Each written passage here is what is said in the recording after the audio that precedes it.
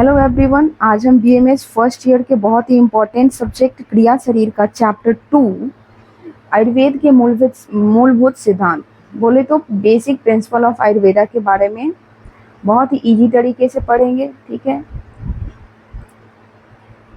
ये जो चैप्टर है यूनिवर्सिटी एग्जाम, वाइवा और बीएमएस प्रोफेशनल के लिए बहुत ही इम्पोर्टेंट है, तो वीडियो को एंड तक जरूर देखिए। तो चलिए स्टार्ट करते हैं। हमारा आज का जो सेकंड चैप्टर है that is the basic principle of Ayurveda, मतलब आयुर्वेद के मूलभूत सिद्धांत के बारे में आज समझेंगे। सबसे पहले आयुर्वेद की परिभाषा, आयुर्वेद का परिभाषा क्या है, ये जो आपका श्लोक है सबसे ज्यादा इम्पोर्टेंट है, इसे रट जाना है। हिता हितम सुखम दुख माइस्तस्य हिता हितम मानम च तच्च यत्रुक्त आयुर्वेद श उच्यते।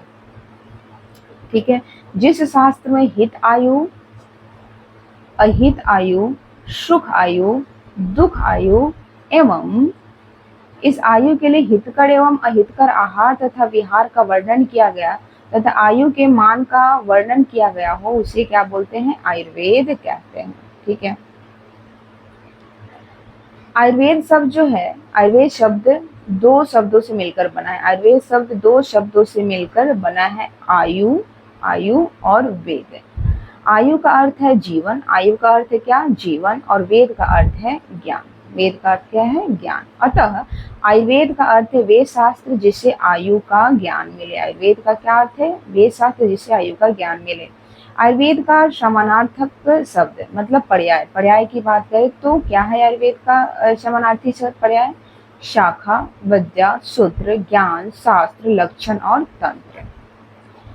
अब हम जानेंगे आयुर्वेद का प्रयोजन। आयुर्वेद का क्या प्रयोजन है, तो स्वास्थ्य स्वास्थ्य रक्षणम आतुरस्य विकार प्रशमनम च, स्वस्थ व्यक्ति के स्वास्थ्य की रक्षा करना और रोगी के रोग को दूर करना ही आयुर्वेद का क्या है, प्रयोजन है। आयुर्वेद के प्रमुख आचार्य, आयुर्वेद के प्रमुख आचार्य कौन कौन से हैं, भगवान धन्वंतरी, आचार्य सुश्रुत, आचार्य चरक और आचार्य वाग्भट। ठीक है,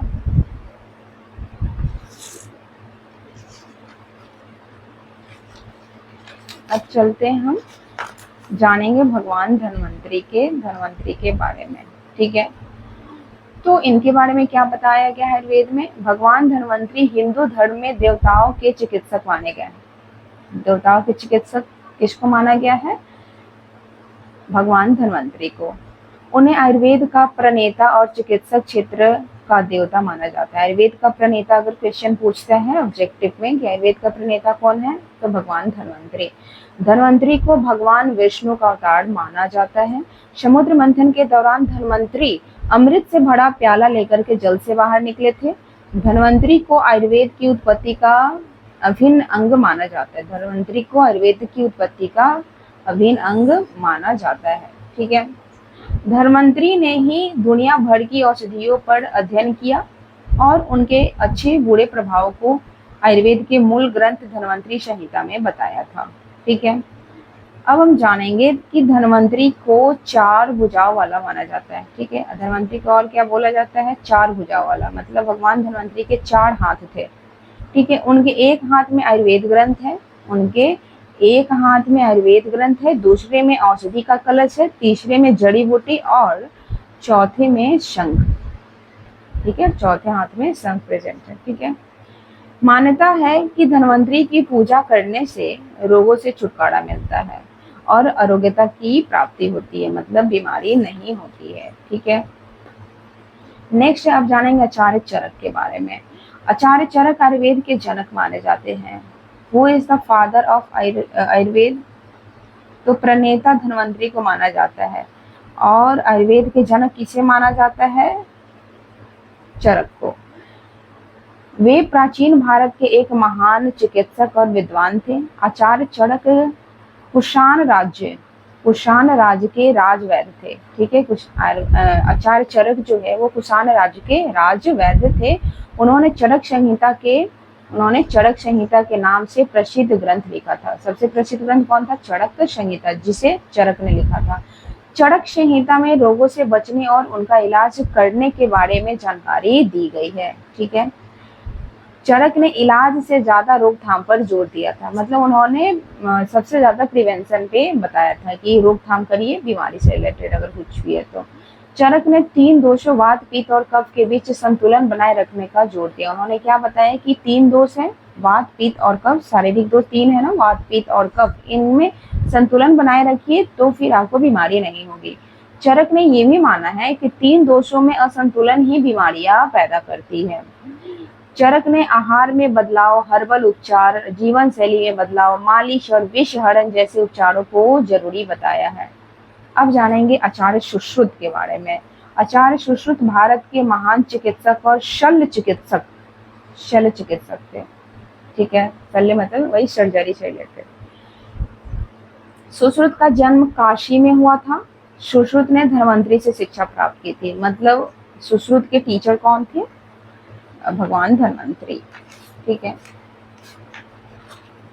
उसके बाद में कुछ थोड़ा सा और पॉइंट है सुश्रुत के बारे में, जानेंगे क्या कि सुश्रुत ने आयुर्वेद के महान ग्रंथ सुश्रुत संहिता की रचना की थी। चरक ने चरक संहिता की और सुश्रुत ने सुश्रुत संहिता की रचना की थी। सुश्रुत को प्लास्टिक सर्जरी का जनक भी माना जाता है। सुश्रुत को प्लास्टिक सर्जरी का जनक भी माना जाता है। किसको? सुश्रुत को।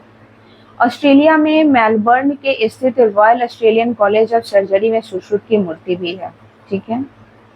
ऑस्ट्रेलिया में एक कॉलेज है, ऑस्ट्रेलियन कॉलेज ऑफ सर्जरी, तो उसमें सुश्रुत का पूरा मूर्ति लगाया गया है, ठीक है। अब जानेंगे आचार्य वाग्भट के बारे में। वाग्भट चड़क के शिष्य थे। वाग्भट जो थे, आचार्य वाग्भट, वो चड़क के शिष्य थे। वाग्भट ने आयुर्वेद के 2 प्रसिद्ध ग्रंथ अष्टांग हृदय और अष्टांग संग्रह लिखे थे। वाग्भट ने आयुर्वेद के 2 प्रसिद्ध ग्रंथ अष्टांग हृदय और अष्टांग संग्रह लिखे थे। Regulatory body of Ayurveda NCISM है, ठीक है। आयुर्वेदा का रेगुलेटरी बॉडी कौन है? NCISM है। और NCISM का फुल फॉर्म क्या होता है? National commission for Indian system of medicine. National commission for Indian system of medicine. This commission is working under the ministry of Ayush, ठीक है।